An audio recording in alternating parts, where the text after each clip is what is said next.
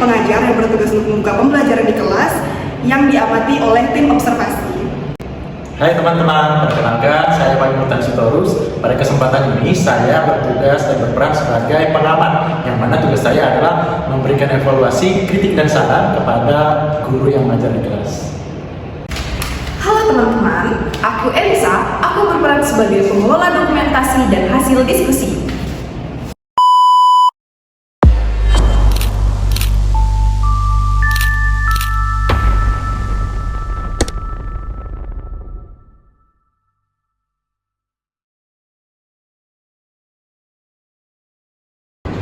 Baik, assalamualaikum warahmatullahi wabarakatuh. Waalaikumsalam warahmatullahi wabarakatuh. Baik, Bapak Ibu, di sini saya minta izin waktunya sebentar ya untuk kita berkumpul bersama di ruang guru ini untuk membahas tentang salah satu perencanaan yang telah saya buat. Nah, di sini saya membuat perencanaan pembelajaran itu untuk materi IPAS di kelas 3B di kelas saya sendiri. Nah, di sini saya mengambil materi tentang mata angin dan dena, ya. Kemudian di sini saya minta saran dari Bapak Ibu tentang rencana pembelajaran yang telah saya buat ini. Jadi untuk prakteknya nanti di sini saya meminta bantuan kepada mungkin Bapak kami bersedia, Bapak Intan, untuk mengobservasi saya di kelas nanti dan memberikan kritik dan saran serta penilaian kepada saya. Mungkin bisa ya Pak ya. Baik. Kemudian untuk Ibu Elisa, saya juga meminta bantuan kepada Ibu untuk mengobservasi juga, namun tentang pengumpulan dokumentasi serta data hasil diskusinya nanti yang akan kita sampaikan di tim kolaboratif nanti setelah saya melakukan pembelajaran ini. Oke, Siap ya Bapak Ibu ya.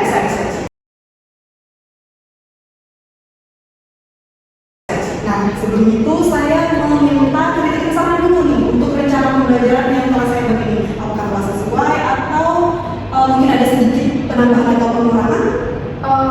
Saya pribadi sepertinya ini sudah bisa untuk menjadikan rencana pembelajaran mendalam yang akan Ibu laksanakan nanti ya, karena minim juga kesalahan, tapi lanjutkan saja menurut saya.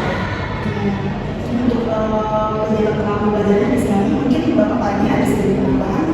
Saya sudah membaca juga sih. Mungkin saya sudah baca RPM ini sudah baik ya. Misalnya kita lihat nanti ya Bu bagaimana penerapan di kelas. Kalau gitu untuk RPM ini sudah demikian saja ya Bu ya. Nanti untuk pengolah hasilnya saja. Jadi setelah saya lakukan pembelajaran menggunakan RPM ini, kemudian kita akan berdiskusi di kolaboratif di ruang guru ini lagi ya Bu ya. Siap membahas hasil diskusinya, bagaimana tentang penilaian Bapak Ibu terhadap pembelajaran saya nanti di kelas. Baik Bapak Ibu, terima kasih waktunya. Saya akan melanjutkan ke kegiatan saya di kelas ya Bu ya. Iya, silakan Ibu, kami juga mungkin segera menyiapkan media untuk dokumentasi dan Pak Pani mungkin siapkan segera ini Pak. Saya akan ya. Waalaikumsalam warahmatullahi wabarakatuh. Iya.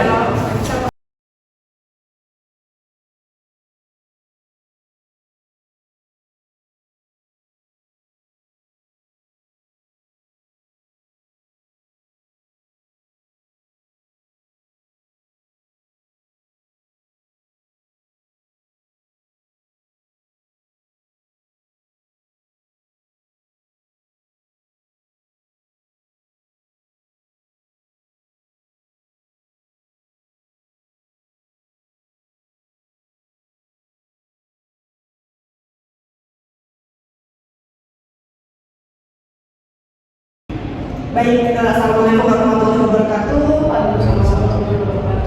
Baik Bapak Ibu guru, di sini kita akan memulai diskusi kita untuk mengikuti kolaboratifnya, yang mana ini saya sudah melakukan pembelajaran di dalam kelas ini di kelas 3A di SD Negeri 3 Kabupaten Cimahi Pontianak Kota.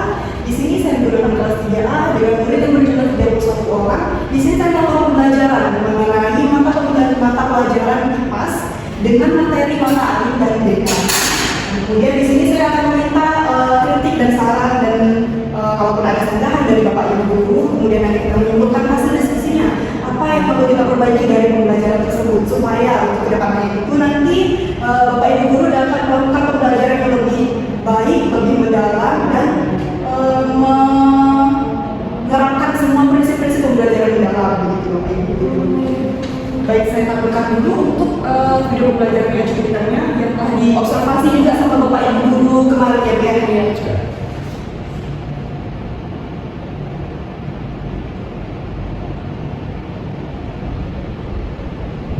Mungkin dari hasil diskusinya kemarin sudah Bapak Ibu guru catat? Ya, sudah dicatat semuanya ya Pak ya. Baik, mungkin cukup sekian, kita lanjutkan untuk diskusinya ya Bapak Ibu ya.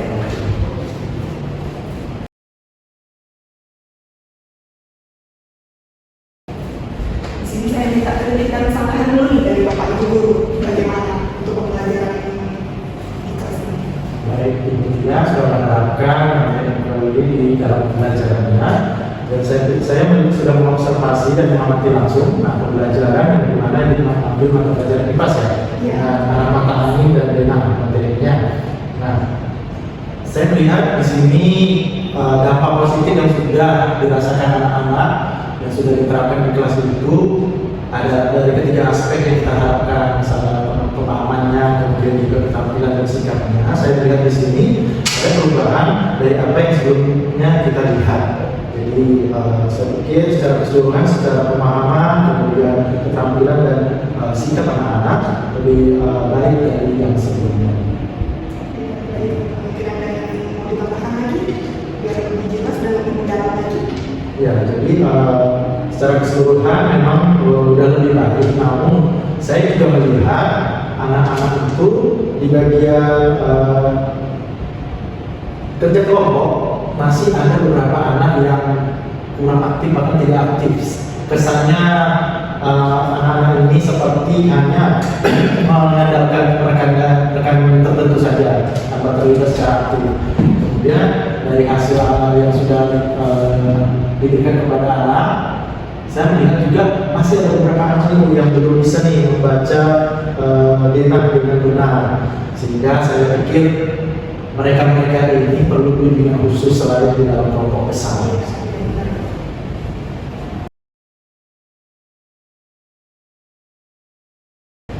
Oke, izin tambahnya Bu, saya sebagai pengelola hasil dokumentasi dan hasil diskusi kita hari ini, saya simpulkan ada 7 masalah yang ada di video pembelajarannya Ibu Tia dapatkan menghasilkan. Yang pertama itu kesulitan peserta didik dalam memahami arah-arah kata Pak Storus juga tadi demikian. Ini sebenarnya dapat diatasi melalui penggunaan media konkret dan praktik langsung agar pembelajaran lebih mudah dipahami dan dimengerti. Itu mungkin bisa mengajak anak keluar dan menunjukkan kok ini di sini. Seperti itu. Kemudian yang kedua itu ada kemampuan membaca denah ya. Kemampuan membaca denah ini sangat-sangat perlu ditingkatkan. Nah, ini dapat dilakukan dengan latihan, tahap dan penggunaan contoh untuk kontekstual dalam kehidupan sehari-hari. Itu bisa mencontohkan kayak sekarang ibu berada di depan di meja, kemudian kalau ibu mau mengarah ke salah satu murid di meja sama satu murid, ibu harus melalui meja yang mana-mana dulu seperti itu. Jadi kan anak-anak secara tidak langsung itu sudah belajar denah di dalam kelas ya kan. Kemudian yang ketiga itu adalah keaktifan peserta didik dalam diskusi kelompok benar kata Pak Sitorus tadi. Nah, ini perlu ditingkatkan Ibu. Salah satunya dengan pemberian tugas yang jelas dan merata. Jadi seluruh anggota itu dapat berpartisipasi secara aktif. Jadi merata gitu ya. Mungkin bisa dengan diferensiasi yang ditingkatkan atau segala macam. Kemudian rasa percaya diri peserta didik. Nah, rasa percaya diri peserta didik ini penting. Ibu bisa mengapresiasi salah satunya dengan sebuah mereka maju ke depan, ada temannya tepuk tangan atau diberi motivasi lah teman-teman yang lain.